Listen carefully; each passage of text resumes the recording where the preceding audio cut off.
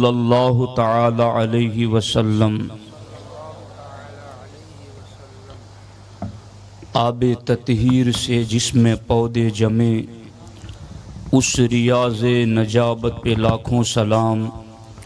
خون خیر الرسل سے ہیں جن کا خمیر، ان کی بے لوث طینت پہ لاکھوں سلام۔ پارہائے صحف غنچہ ہائے قدس، اہل بیت نبوت پہ لاکھوں سلام۔ ان کے ہر نام و نسبت پہ نامی درود، ان کے اصحاب و اطرت پہ لاکھوں سلام۔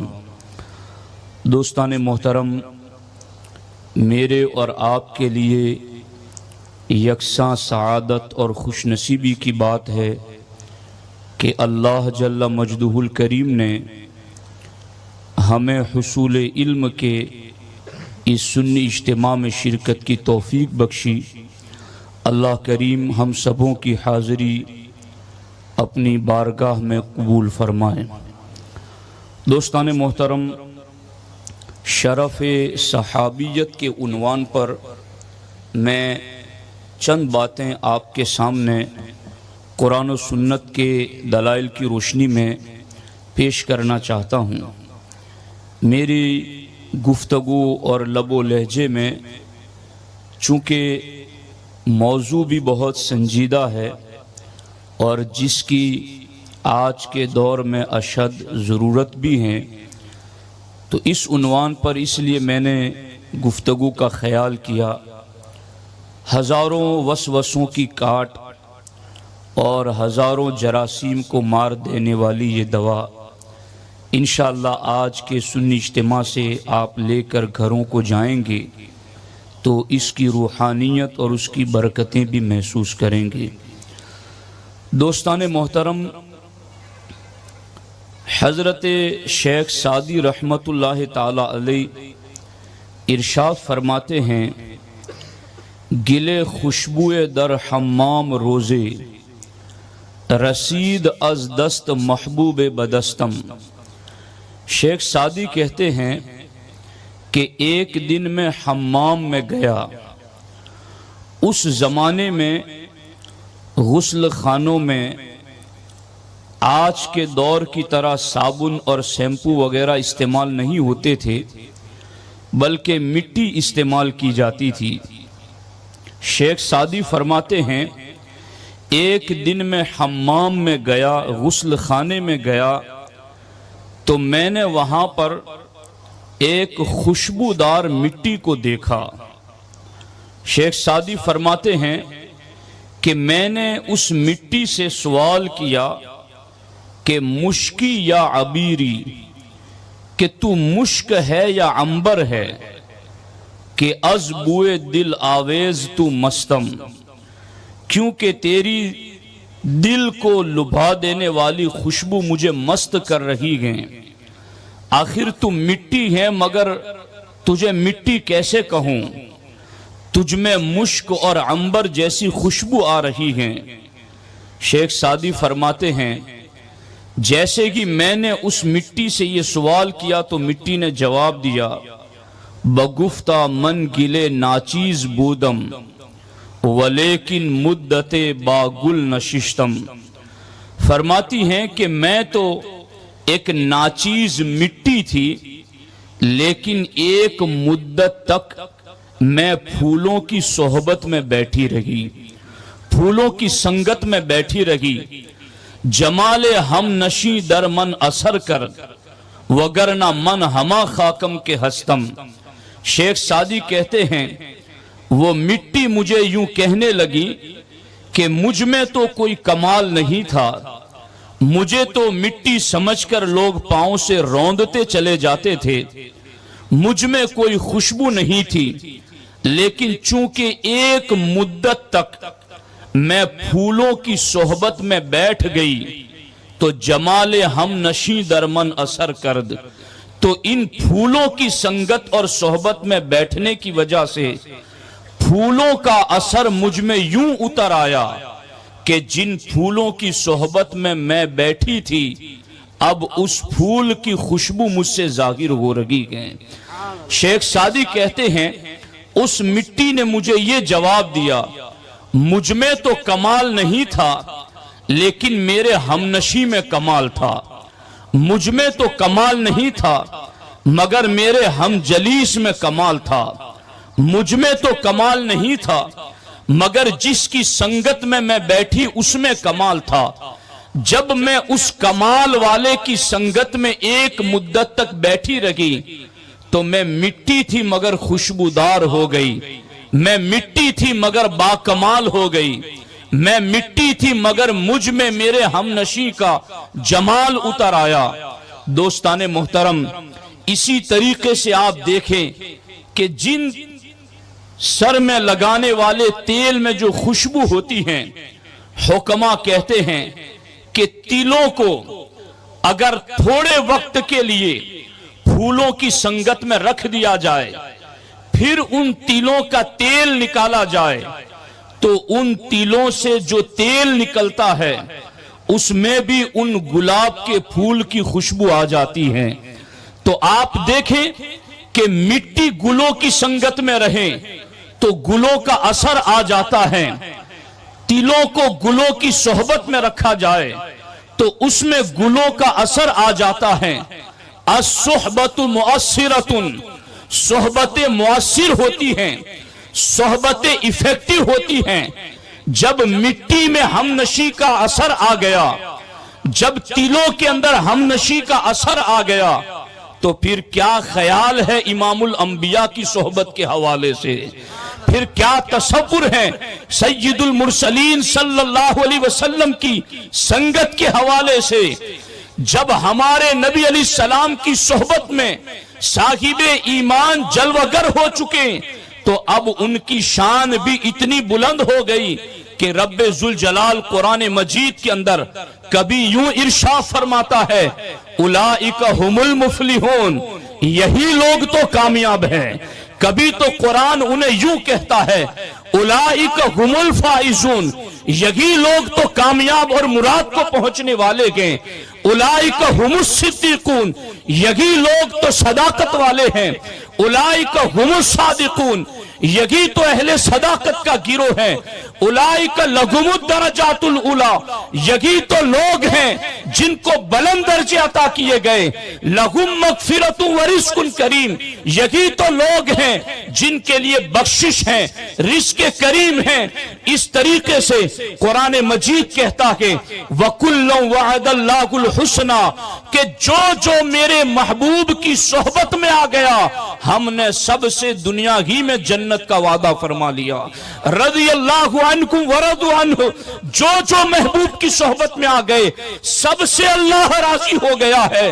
خدا کی عزت کی قسم، قرآن مجید کا کوئی پارہ اور کوئی سورت آپ کو ایسی نظر نہیں آئے گی جو محبوب کی سنگت میں بیٹھنے والے اہل ایمان کے ترانے نہ گاتی ہو اور ان کی عظمتوں کا اظہار نہ کرتی ہو، بلکہ جس ایمان کے لیے میں اور آپ کوشاں رہتے ہیں، ایمان کو بچانے کے لیے میں اور آپ کوششیں جد و جہد کرتے رہتے ہیں، مگر صحابہ وہ ہیں جن کے بارے میں رب قرآن میں ارشاد فرماتا ہے کہ محبوب تمہارے صحابہ وہ ہیں وَلَكِنَّ اللَّهَ حَبَّبَ إِلَيْكُمُ الْإِيمَانِ، صحابہ وہ ہیں جن کے دلوں میں اللہ نے ایمان کو محبوب بنا دیا ہے۔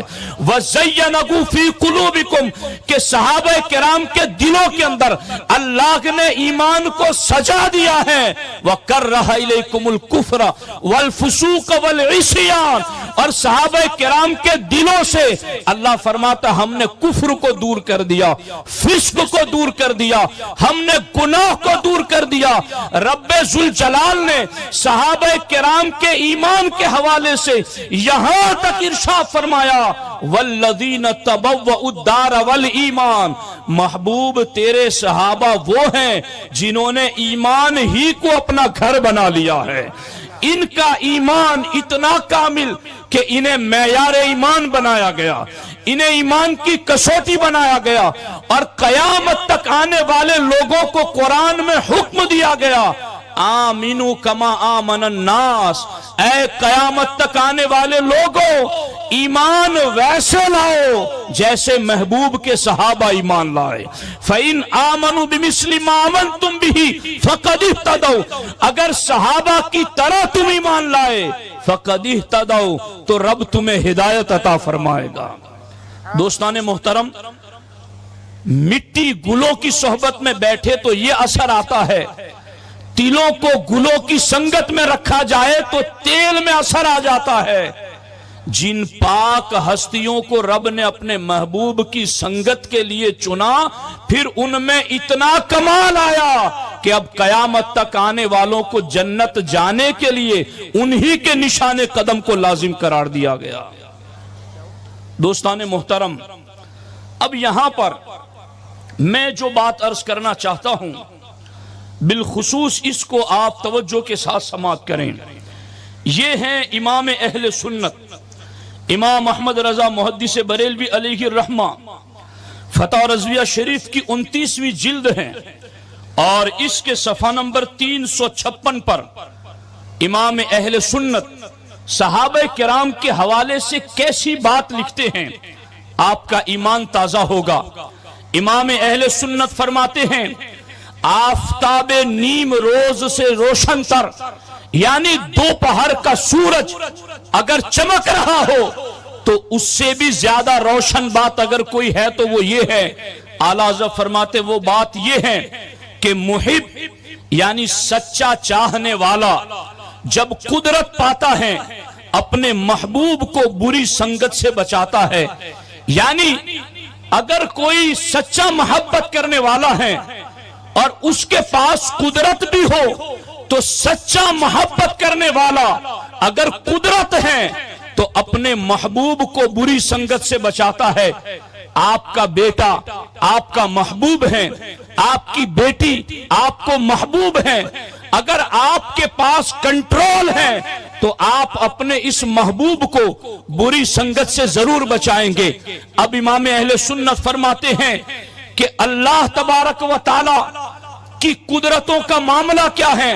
فرماتے حق تعالی قادر مطلق ہیں، وہ قادر و قیوم ہیں، ساری قدرتیں اسی کے لیے ہیں، وہ رب جو ساری قدرتوں کا مالک ہیں۔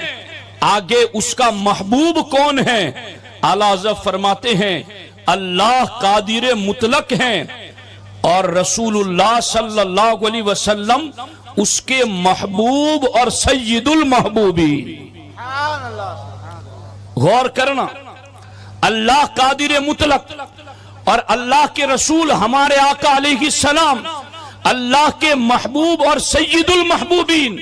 اور قاعدہ پہلے کیا ذکر کیا کہ سچا محبت کرنے والا اگر قدرت پاتا ہے تو اپنے محبوب کو بروں کی سنگتوں سے بچاتا ہے، بری سنگت سے بچاتا ہے۔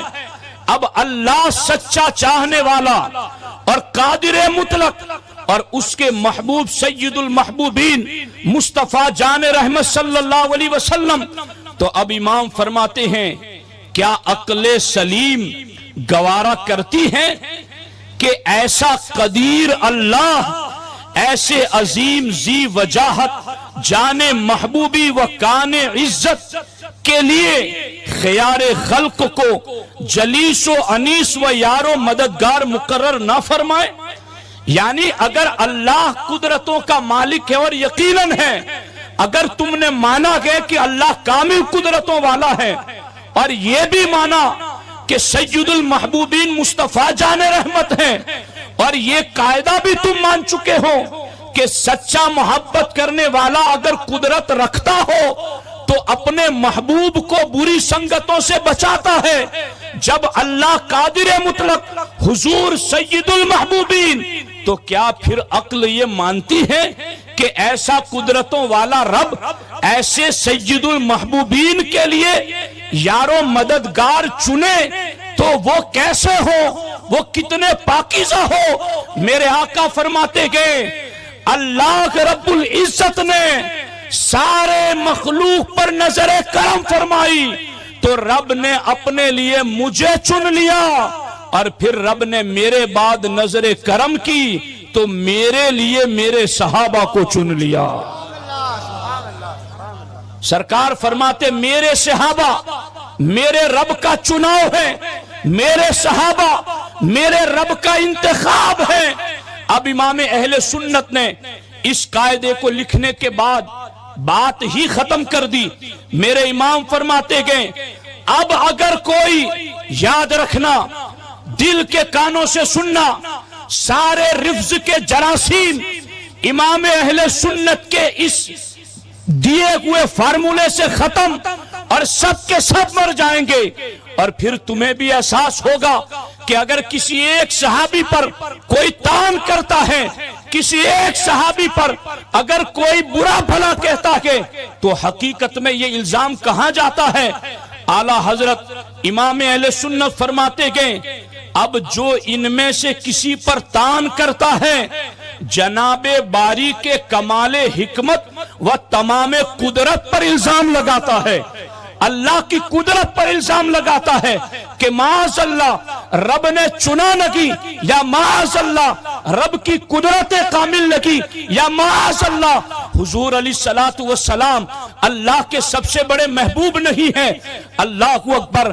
امام اہل سنت کے الفاظ سنو کہ جو صحابہ میں سے کسی پر تان کرتا ہے در حقیقت جناب باری تعالیٰ کے کمال حکمت و تمام قدرت پر الزام نقص و ناتمامی کا لگاتا ہے، یا پھر دوسرا الزام یہ ہوگا کہ رسول اللہ صلی اللہ علیہ وسلم کی غایت محبوبیت و نہایت منزلت پر وہ اعتراض کرتا ہے کہ یا تو اللہ کی قدرت کامل لگی معاذ اللہ کہ اللہ نے محبوب کے لیے ایسوں کو چنا، یا پھر حضور اللہ کے سب سے بڑے محبوب لگی کہ ان کے لیے کسی اسپیشلسٹ کو نہ چنا گیا۔ یہ سنی کا پاک سینہ ہے جو اللہ کو بھی کامل قدرتوں والا مانتا ہے اور اپنے آقا کو سید المحبوبین مانتا ہے۔ جب اللہ کامل قدرتوں والا تو اس کے چناؤ میں کوئی کمی نہیں، اور جب حضور سید المحبوبین تو پھر ان کے شایان شان ہی ان کے صحابہ کا رب نے انتخاب فرمایا۔ اس لیے اگر کوئی اعتراض کرتا ہے تو پھر یہ اعتراض اللہ کی قدرت پر جاتا ہے، پھر یہ اعتراض ہمارے آقا علیہ السلام کے محبوبیت کبریٰ والی شان پر اعتراض جاتا ہے۔ اور سنی صحابہ کو اس لیے بھی مانتا ہے کہ وہ اللہ کی قدرتوں پر کامل یقین رکھتا ہے، سنی صحابہ کو اس لیے بھی مانتا ہے کہ ہمارے آقا علیہ السلام سید المحبوبین ہیں۔ اب جو کسی ایک صحابی پر تان کرتا تمہیں نظر آئے تو یہ اصول اس کے سامنے پیش کر کے پوچھنا اس کو کہ کیا اللہ کی قدرتوں کو تو نہیں مانتا، یا کیا حضور کو سید المحبوبین نہیں مانتا؟ اگر دونوں باتوں کو تو مانتا ہے تو پھر گھٹنے ٹیک کے تجھے ماننا پڑے گا کہ میرے نبی کا ہر صحابی عادل، متقی اور پرہیزگار ہے۔ دوستان محترم، اس سلسلے میں ایک مجدد کی بات میں نے سنا دی، اب میں دوسرے مجدد کی بات سنا رہا ہوں، اور یہ دوسرے مجدد الف ثانی کے مجدد ہیں، 1000 سال کے مجدد، امام ربانی مجدد الف ثانی، جنہوں نے اکبر کے معجون مرکب کو خاک میں ملا دیا، اور جنہوں نے اکبر کے اس دور کے اندر جس کی سلطنت کہاں سے کہاں تک پھیلی ہوئی تھی، جنہوں نے اس کو ایک ایسا معجون مرکب بنا کر دیا تھا جس میں اسلام کی ساری قدروں کو مٹا دیا گیا تھا، مگر اس دور میں جس مرد قلندر نے حاضر ہوا میں شیخ مجدد کی لحد پر، وہ خاک کے ہیں زیر فلک مطلع انوار، گردن نہ جھکی جس کی جہانگیر کے آگے، وہ جس کے نفس گرم سے گرمی احرار، وہ کون سی کتاب تھی جس کو لکھ لکھ کر کے امام ربانی نے دین کو زندہ کر دیا؟ وہ یہی مکتوبات تھے۔ کبھی کسی عالم کو خط لکھا، کبھی کسی خلیفہ کو خط لکھا، کبھی کسی مرید کو خط لکھا، اور یہی مکتوبات لکھ لکھ کر کے امام ربانی نے دین کو زندہ کر دیا۔ آج اس دین پر پھر رفض کے اثرات آ رکھے گے، ہم ان تعلیمات کو پڑھیں گے اور پھر دنیا کو کہیں گے تیرے غلاموں کا نقش قدم ہے راہ خدا، وہ کیا بہک سکے جو یہ سراغ لے کے چلے۔ یا رسول اللہ کی صلی اللہ علیہ وسلم تیرے غلاموں کا نقش قدم ہے راہ خدا۔ ان تعلیمات کو پڑھا جائے، ان تعلیمات کو سنا جائے، ان پر عمل کیا جائے، اور پھر اعلیٰ حضرت کا یہ شعر پڑھا جائے تیرے غلاموں کا نقش قدم کے راہ خدا، وہ کیا بہک سکے جو یہ سراغ لے کے چلے، جو یہ سراغ لے کے چلے۔ کون سا سراغ؟ کون سا سراغ؟ کون سا سراغ؟ کہ تیرے غلاموں کا نقش قدم ہے راہ خدا۔ یہ سراغ لے کر کے جو چلے گا وہ کیا بہک سکے گا، وہ نہیں بہکے گا۔ سنی اسی لیے حق پر ہے کہ سنی کا آج سے لے کر دربار رسالت تک کا معاملہ روحانیت کا ہو یا علم کا ہو، کڑی سے کڑی ملی ہوئی نظر آتی ہے۔ ہمارے یہاں ہر صدی کے مجدد کی تعلیمات، یہ جو آج بھونک رکھے گے صحابہ کرام پر، ان سے پوچھو کہ امام ربانی مجدد الف ثانی جس دور میں دین کو بچا رہے تھے، بتاؤ اس دور میں آج جو تم صحابہ پر بک بک کر رہے ہو، اس دور میں تمہارا کون تھا حق کی اذان دینے والا؟ ہمارا پوچھو تو یہ امام ربانی ہے۔ اور امام ربانی کیا کہتے ہیں؟ اب چند حوالہ جات، چونکہ وقت بہت مختصر ہے اور سمجھنا بھی آپ نے ہے۔ مکتوب نمبر 66 میں امام ربانی ارشاد فرماتے ہیں، این بزرگوارا، یعنی صحابہ کرام کے بارے میں، این بزرگوارا در اول صحبت آن سرور علیہ و علیہ الصلوات والتسلیم آن میسر مشد کہ اولیاء امت را در نہایت النہایت شمع ازا کمال میدہت۔ امام ربانی فرماتے ہیں امت کے سارے ولیوں کو جمع کر لو، اغواس لے لو، اقطاب لے لو، اوتاد لے لو، نوجبہ لے لو، نقبہ لے لو، سارے ولیوں کو امت کے جمع کر لو، اور سارے ولی مل کر کے عبادت ریاضت کر کر کے اپنی زندگی کے آخری لمحے میں جس مرتبے پر پہنچتے ہیں، امام ربانی فرماتے ہیں حضور کا صحابی حضور کو دیکھ کر پہلے ہی سیکنڈ میں وہاں پہنچ جاتا ہے۔ پہلے کی لمحے میں حضور کی صحبت میں بیٹھ کر ایمان لانے والا پہلے لمحے میں اس درجے کو پہنچ جاتا ہے۔ امت مصطفیٰ کے تمام ولی مل کر کے اپنی زندگی کی آخری گھڑی میں جس درجے کو پہنچتے ہیں، یہاں پہلے کی لمحے میں اس درجے کو حضور کے صحابی پہنچ جاتے ہیں۔ اور آگے مثال بھی دی امام ربانی نے، کیا دی؟ فرماتے لہذا وحشی قاتل حضرت حمزہ علیہ الرحمہ کہ یک مرتبہ در بدو اسلام خود بشرف صحبت سید اولین و آخرین مشرف شدہ بود، از اویس کرنی کہ خیر التابعین است افضل آمد۔ فرماتے وہ حضرت وحشی جو اسلام نگی لائے تھے تو امیر حمزہ کو قتل کرنے والا جرم حالت کفر میں کیا تھا، مگر جب اسلام لے آئے تو فرماتے اسلام لاتے ہی در بدو اسلام، اپنے اسلام لانے کے پہلے کی لمحے میں اس درجے کو پہنچ گئے کہ خیر التابعین اویس کرنی اپنی زندگی کے آخری لمحے میں بھی اس مرتبے کو نہ پہنچ سکے۔ غور کرو اویس کرنی کا مقام کتنا بلند، خیر التابعین کیسی شان، مگر فرماتے ہیں خیر التابعین افضل آمد کہ حضرت وحشی ان سے افضل ہیں۔ اور اسی پر بات ختم نہیں ہوتی، بلکہ صحابہ کرام کے شرف کے حوالے سے یہ بات خاص طور پر قابل توجہ ہے اور اسے یاد رکھا جائے کہ آخر صحابہ کرام کا اتنا مرتبہ بلند کیوں ہے۔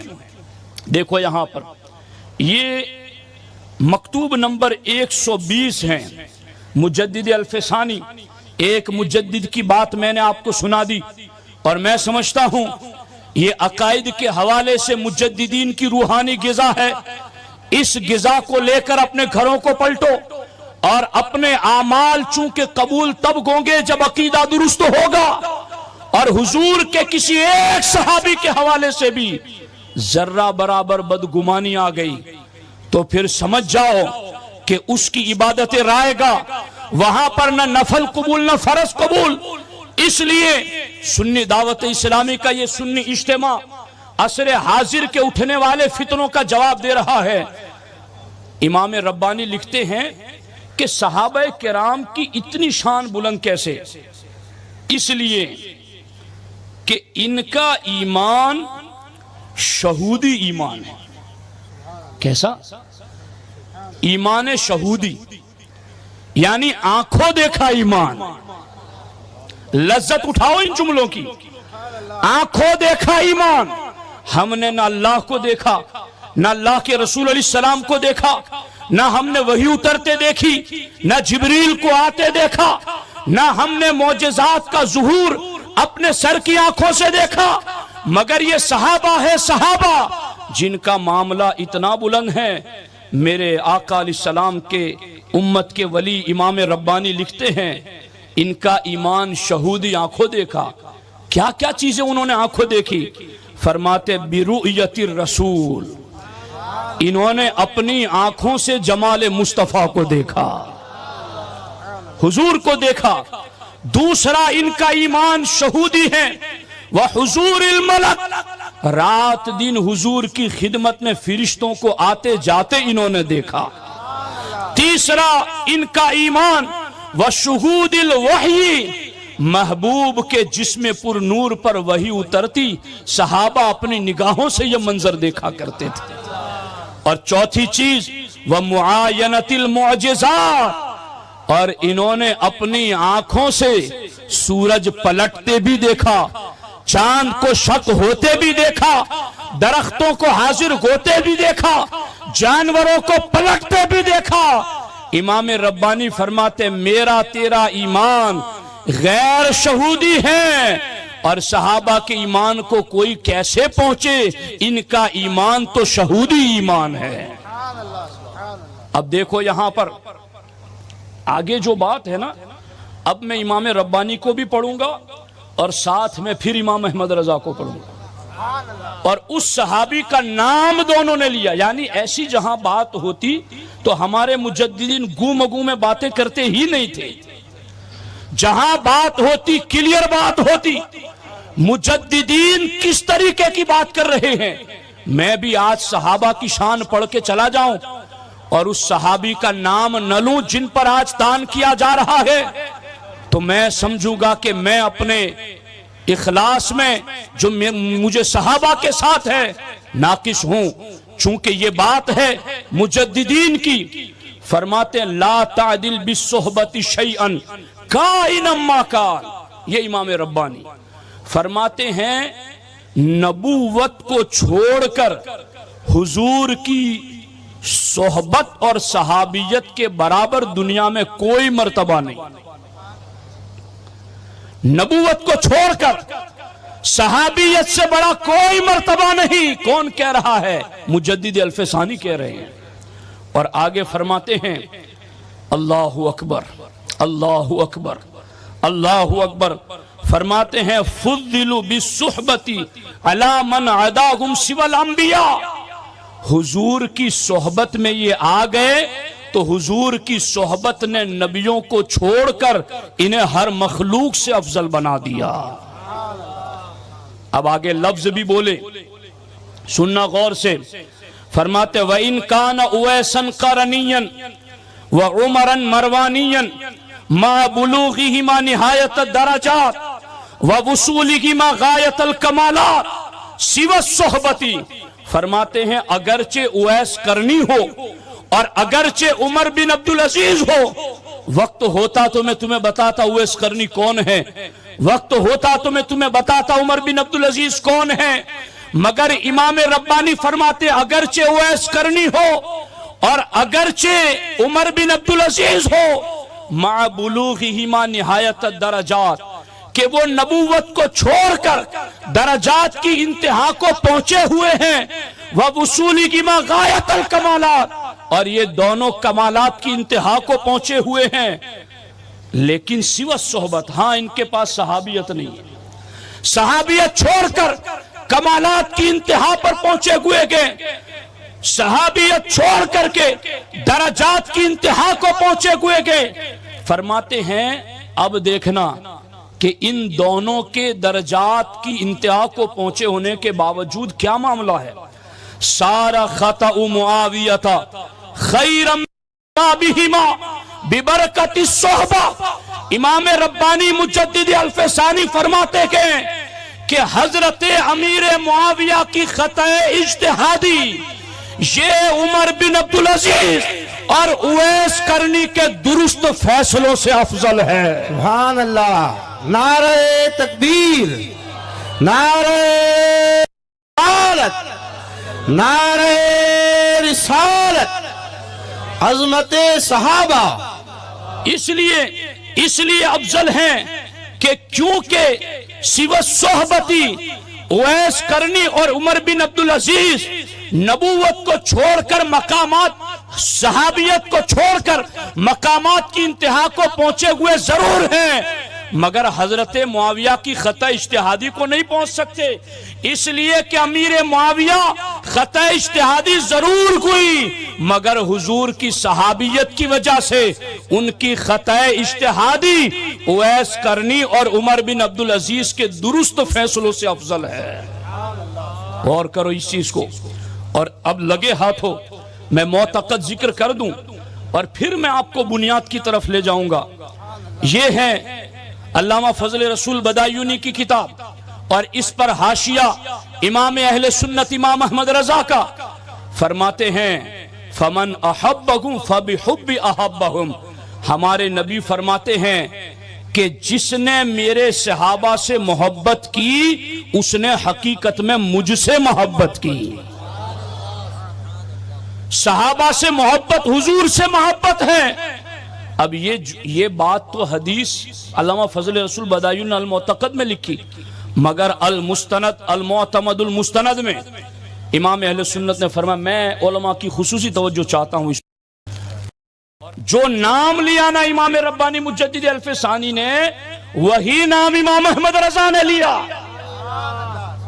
بھٹکے ہم نہیں۔ اگر ہم نام لے رگے گئے تو ان مجددین کے نقش قدم پر ہیں۔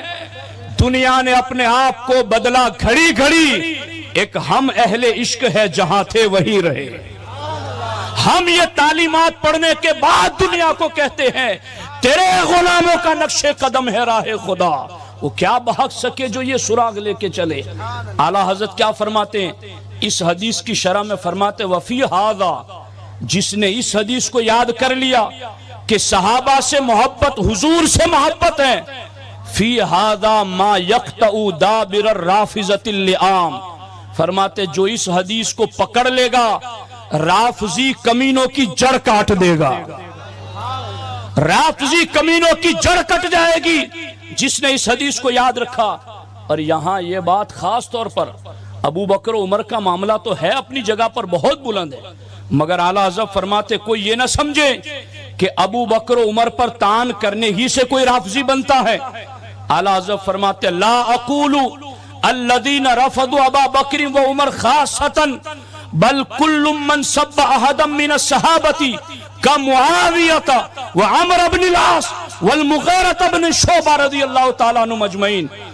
امام اہل سنت فرماتے ہیں میں یہ نہیں کہتا کہ جنہوں نے ابو بکر و عمر پر خاص طور پر تان کیا وہی رافضی ہوئے، بلکہ صحابہ میں سے کسی ایک پر بھی کسی نے تان کیا۔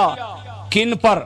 کمعاویہ تھا، جیسے کسی نے حضرت معاویہ پر تان کیا، عمرو بن عاص پر تان کیا، مغیرہ بن شعبہ پر تان کیا، تو امام احمد رضا فرماتے ہیں وہ بھی پکا ٹھکا رافضی ہے۔ اور یہ تو اعلیٰ حضرت کی بات سنائی، میں آپ کو لگے ہاتھوں بات بتا دوں، ہمارے سلسلہ اشرفیہ کے بانی قدوۃ الکبریٰ غوث العالم اوحد الدین میر سید اشرف جہانگیر سمنانی رضی اللہ کو تعالیٰ عنہ لطائف اشرفی میں ارشاد فرماتے ہیں کہ رافضیوں کے 12 فرقے ہیں، 6 فرقے اور 6 میں سے ہر ایک کی 12 شاخیں، تو رافضی کی 12 شاخیں۔ فرماتے ہیں حضرت غوث العالم کہ 10واں فرقہ لائنیہ ہے، اور مخدوم پاک فرماتے لائنیہ وہ فرقہ ہے جو حضرت امیر معاویہ پر لعن طعن کرتا ہے۔ میں اس سنی اجتماع سے عوام اہل سنت تمہیں باخبر کرنا چاہتا ہوں۔ میرے ایک دوست ڈاکٹر روح الامین صاحب وہ عرس مخدومی میں گئے، مجھے کہا کہ حضرت آپ کے لیے کوئی تحفہ لاؤں؟ میں نے کہا کہ لطائف اشرفی لے آنا۔ لطائف اشرفی وہ لے کر آئے، میرے پاس آلریڈی پہلے سے موجود تھی، مگر تحفہ مخدوم پاک کی بارگاہ کا تھا۔ میں نے چیک کیا، خدا کی عزت کی قسم، سونا جنگل رات اندھیری، چھائی بدلی کالی ہے، سونے والوں جاگتے رہنا، چوروں کی رکھوالی ہے، آنکھ سے کاجل صاف چرا لے یا وہ چور بلا کے ہیں، تیری گٹھڑی تاکی ہے اور تو نے نیند نکالی ہے۔ میں نے لطائف اشرفی کا لطیفہ نمبر 33 کو چیک کیا تو مخدوم پاک نے جو فرقوں کے بارے میں لکھا ہے وہ پوری بحث ہی کتاب سے نکال دی گئی۔ میں آج اس انٹرنیشنل فورم پر یہاں سے اس بات کو ڈکلیئر کر رہا ہوں کہ اس طرح کی خیانتیں بزرگوں کی کتابوں میں مکس کرنے والی یا نکالنے والی عالمی سطح پر ہو رہی گئے، مگر کیا دبے جس پہ اعلیٰ حضرت نے وہ ارشاد فرمایا نا، کیا دبے جس پہ حمایت کا ہو پنجہ تیرا، شیر کو خطرے میں لاتا نہیں کتا تیرا۔ کہ اہل سنت کے علماء بھی باز کی نظر رکھتے ہیں، اڑان بھی سب سے اونچی اور نظر بھی سب سے گہری، تو اس طریقے سے یہ بات بھی کی گئی۔ اب دونوں مجددوں نے حضرت امیر معاویہ اور حضرت عمرو بن عاص کا نام لکھا۔ ایک شخص نے فیس بک پر حضرت عمرو بن عاص کو معاذ اللہ فتنہ خور لکھا۔ ان ظالموں کو پتہ لگی بیت المقدس کے فاتحین میں ایک فاتح کا نام عمرو بن عاص ہے، مصر کے فاتحین میں سے ایک فاتح کا نام عمرو بن عاص ہے۔ عمرو بن عاص جرنیل صحابی رسول ہیں، جدھر جاتے کفر سرنگو ہو جاتا، اور میرے آقا کے چہیتے صحابی ہیں۔ یہ ظالم فیس بک پر بیٹھ کر کے بکواس کرتے ہیں صحابہ کے حوالے سے۔ امام اہل سنت نے المعتمد میں لکھا، ابو بکر عمر پر طعن ہی رافضیت نہیں ہے، حضرت معاویہ، عمرو بن عاص اور حضرت مغیرہ بن شعبہ پر طعن کرنا یہ بھی کھلی رافضیت ہے۔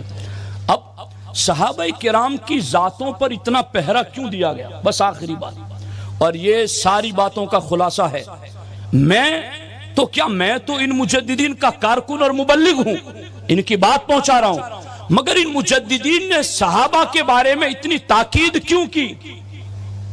کوئی یہ نہ سمجھے کہ میری پوری گفتگو صحابہ کے بارے میں ہوئی، اہل بیت کے بارے میں نہیں ہوئی۔ اہل بیت کے بارے میں نے پہلے ہی امام کے شعر پڑھ دیے، آب تطہیر سے جس میں پودے جمے، اور اہل بیت پر اعتراض ہوتا تب بھی سب سے پہلے جواب سنی عالم دین ہی دیتا۔ اور پوچھو ملا علی قاری سے، ملا علی قاری فرماتے ہیں ترتیب جو خلافت کی ہے وہی افضلیت کی ہے، مگر سب سے زیادہ کتابوں میں فضائل لکھے گئے ہیں تو وہ حضرت مولا علی کے لکھے گئے ہیں۔ سب سے زیادہ فضائل کتابوں میں لکھے گئے ہیں وہ حضرت مولا علی کے لکھے گئے۔ اس کی وجہ ذکر کی اس لیے کہ مولا علی کے دور خلافت میں رافضی اور خارجی دونوں فرقے ایسے تھے کہ جنہوں نے حضرت مولا علی سے مقابلہ کیا تو پھر اہل سنت نے سب سے زیادہ مولا علی کے فضائل لکھنے کا اہتمام فرمایا۔ آج کے دور میں صحابہ پر گفتگو کیوں ضروری ہے؟ اب دیکھو یہاں پر بات بہت مختصر اور نہایت ہی جامع، اور وہ کیا ہیں کہ صحابہ کرام رضوان اللہ تعالی علیہم اجمعین کے حوالے سے بات کیوں ضروری ہے۔ اس پر امام ربانی مجدد الف ثانی شیخ احمد سر ہندی رضی اللہ تعالی عنہ مکتوبات شریف کے اندر لکھتے ہیں کہ قرآن مجید جو جمع ہوا ہے، اب دیکھو یہ مکتوب نمبر 80 ہیں، امام ربانی فرماتے تان کردن در اصحاب فی الحقیقت تان کردن است با پیغمبر خدا۔ جو اعلیٰ حضرت نے بات لکھی وہی کہ حضور کے کسی ایک صحابی پر تان کرنا یہ حقیقت میں اللہ کے رسول پر تانا کرنا ہے. اور فرماتے ہیں ما آمن برسول اللہ صلی اللہ علیہ وسلم من لم یوقر اصحابہ، جس نے حضور کے کسی ایک صحابی کی توہین کی حقیقت میں وہ اللہ کے رسول پر ایمان ہی نہیں لایا. میں تو ترجمہ کر رہا ہوں صرف. اور آگے فرماتے ہیں اب یہ بات ہمارے آقا جب دنیا سے تشریف لے گئے تو قرآن مجید پورا پہنچا دیا تھا، مگر پورا قرآن جیسے اس کتاب کی روشنی میں دو تختیوں کے درمیان ایک جگہ نہیں تھا. اس کو جمع کرنے کا اہتمام ابو بکر صدیق نے فرمایا، اور ایک ایک صحابی کے پاس جا جا کر 1 آیت 2 آیت 5 آیت 10 آیت جس کے پاس جتنا ذخیرہ تھا لے لے کر کے جمع کر دیا. اب صحابہ پر اعتراض کیا جائے تو اعتراض سیدھا قرآن مجید پر ہوگا. اور یہ بات میں نہیں کہتا، یہ مجدد الفسانی کہتے ہیں. فرماتے شرائع کہ از راہ قرآن و احادیث بما رسید است بتوسط نقل عیشا است. فرماتے قرآن کو لے لو یا حدیث کو لے لو، یہ ہم تک پہنچے ہیں تو صحابہ کے وسیلے سے پہنچے ہیں، ان کے پہنچانے سے ہم تک پہنچے ہیں. ہر گاہ عیشا مطعون باشد نقل عیشا نیز مطعون خواہد بود. امام ربانی فرماتے ہیں اگر صحابہ کے اوپر تان جائز ہو جائے تو پھر قرآن سے اعتماد اٹھ جائے، قرآن کے اوپر تانا ہو جائے. فرماتے ہیں وَإِن نقل مخصوص ببازن دون بازن نیس بل کلکم فی العدالت والصدق والتبلیغ سواء. فرماتے ہیں سچائی، امانت داری اور دیانت داری میں حضور کا ہر صحابی برابر ہے. مرتبے ہر ایک کے بلند ہے، مگر عدالت ہر ایک کے اندر ہے، صداقت ہر ایک کے اندر ہے، امانت ہر ایک کے اندر ہے. پس تانے عیشا ایو واحدن کان منہم مستلزم تانے در دین است. فرماتے ان میں سے کسی ایک صحابی پر بھی تانا کرنا حقیقت میں پورے دین پر تانا کرنا ہے. اب امیر معاویہ پر تان آج آپ دیکھ رکھیں گے جنہیں اردو بولنے کا ڈھنگ نہیں، جن کے چہروں پر آپ کو سنت کے مطابق داڑھی نظر نہ آئے، وہ بات کرتے ہیں حضرت امیر معاویہ پر. یہاں تو کہا گیا کہ صحابہ نے قرآن ہم تک پہنچایا ہے، اور حضرت امیر معاویہ تو ان پہنچانے والے صحابہ میں بھی کاتب وحی ہے. کس نے کہا کہ وہ کاتب وحی ہیں؟ پیر مہر علی گولڑوی رحمت اللہ تعالی علیہ نے کہا، بڑے بڑے بزرگوں نے کہا، سادات بزرگوں نے لکھا کہ وہ کاتب وحی تھے. لیکن کچھ لوگوں کا زور ہے کہ نہیں وہ کاتب نہیں تھے، وہ حضور کے منشی تھے، وہ حضور کے خط لکھتے تھے. میں نے کہا خط بھی تو تیرا میرا نہیں، نبیوں کے امام ہی کا تو لکھتے تھے. اور حضرت عمر کے پاس غور کرنا یہاں پر غالباً حضرت معاذ یا میں بھول رہا ہوں ایک صحابی جو یمن سے آئے تھے اور یمن کا حساب کتاب رجسٹر میں پیش کیا تو حضرت عمر نے کہا کہ تحریر بہت اچھی ہے، کس نے لکھا ہے؟ کہا حضور میرا ایک منشی ہے اس نے لکھا ہے. کہا اس کو بلاؤ ذرا مسجد میں. کہا حضرت وہ مسجد میں نہیں آ سکتا، غور سے سننا، اگر منشی بھی ہے تو حضور کے. حضرت عمر نے کہا کہ انہیں بلاؤ مسجد میں، کتنا اچھا لکھا ہے. کہا حضور وہ مسجد میں نہیں آ سکتے. کہا کیوں، کیا وہ جنبی ہیں، حالت جنابت اور ناپاکی میں ہے کہ مسجد میں نہیں آ سکتے؟ کہا نہیں حضور وہ نصرانی ہے، وہ عیسائی ہیں، اس لیے وہ مسجد میں نہیں آ سکتے. حضرت ابو موسیٰ اشعری نے یہ کہا تھا تو حضرت عمر غضبناک ہو گئے. کہا تم نے ایک نصرانی کو رازدار بنایا اور اس کو خطوط لکھنے پر مقرر کیا. حضرت ابو موسیٰ اشعری نے کہا حضور اس کے جیسا بہتر حساب کتاب رکھنے والا مجھے نظر نہ آیا، اس لیے میں نے اس سے لکھوایا. حضرت عمر نے ایک جملے میں جواب دیا، سمجھ لو کہ اگر آج وہ نصرانی مر گیا تو پھر کل کس سے حساب لکھواؤ گے؟ کہا حضور پھر تو مجھے کسی اور سے لکھوانا پڑے گا.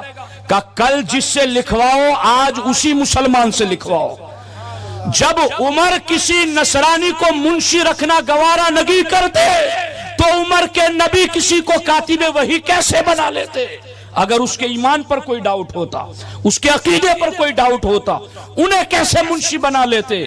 جب حضرت عمر منشی بنانا گوارا نہیں کرتے۔ تو میرے دوستو، یہ باتیں ہیں چاروں طرف کی۔ اب اس کے اوپر اور بھی مثالیں ہیں، اور یہ بھی دیکھو، یہی مکتوب ہے، مکتوب نمبر 80، اور اس میں نے کئی جگہوں پر نشان لگائے۔ 2 عبارتیں تو میں پڑھ رہا ہوں، باقی جگہ جگہ پر امام ربانی نے اس چیز کو کوٹ کیا۔ کیوں؟ اس دور میں بھی اس چیز کو دہرانے کی اتنی ہی زیادہ ضرورت تھی جتنی آج ہے۔ فرماتے مبلغان شریعت جمیع صحابہ، شریعت کو پہنچانے والے تمام صحابہ ہیں، کسی ایک صحابی نے نہیں پہنچایا، تمام صحابہ نے مل کر شریعت کو پہنچایا۔ اور فرماتے لِأَنَّ الصَّحَابَةَ كُلُّهُمْ عَدُولٌ، کہ حضور کے تمام صحابہ ہی پرہیزگار ہے۔ از یکے چیزیں از شریعت بما رسیدہ، فرماتے ہیں ہر صحابی سے شریعت کی کوئی نہ کوئی ایک بات ہم تک پہنچی ہے۔ وَهَمْ چُنی قرآن، فرماتے قرآن بھی ویسے ہی ہے کہ قرآن کی کوئی نہ کوئی آیت کسی نہ کسی صحابی کے ذریعہ پہنچی ہے۔ فرماتے پس انکار ازباز انکارس از مبلغ اوس، فرماتے ہیں اگر کسی ایک صحابی کا انکار کر دیا جائے تو پھر پورے قرآن اور پورے ذخیرے احادیث کا انکار کرنا لازم آئے گا۔ تو دوستان محترم، اس بات کو اپنے پلے باندھ لو۔ اچھا، جاتے جاتے ایک قیمتی بات کہہ رہا ہوں، تبری کے حوالے لائیں گے، وہاں کے تاریخ میں یہ لکھا، تاریخ میں یہ لکھا، تاریخ میں یہ لکھا۔ ارے ہم تاریخ پر ایمان لائے ہیں کہ قرآن پر ایمان لائے ہیں؟ تاریخ کی کیا حیثیت ہے؟ تاریخ کچھ بھی کہتی رہے۔ اور اعلیٰ حضرت نے لکھا ہے، میرے پاس وقت ہوتا تو میں وہ حوالے پڑھتا۔ اعلیٰ حضرت فرماتے اگر تم تاریخ کو مانو گے تو پھر نبیوں کو بھی معصوم نہ مان سکو گے۔ یہ میں شارٹ میں جملے کہہ رہا ہوں۔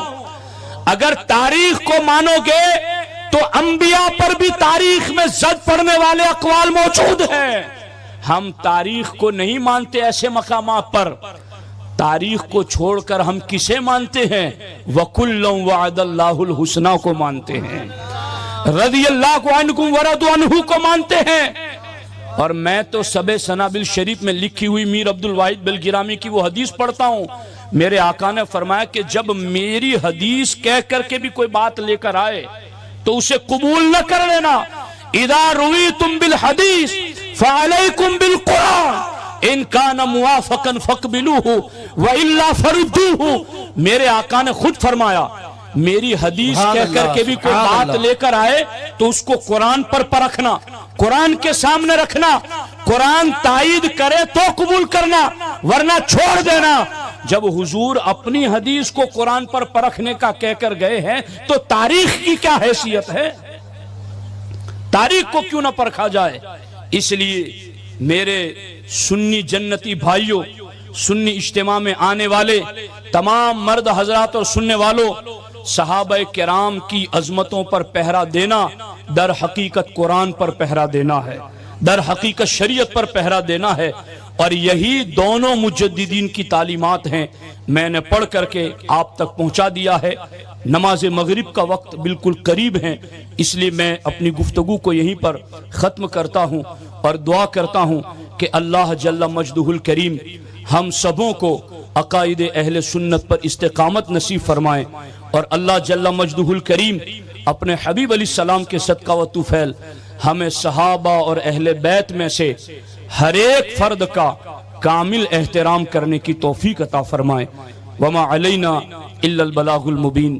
السلام علیکم ورحمۃ اللہ وبرکاتہ۔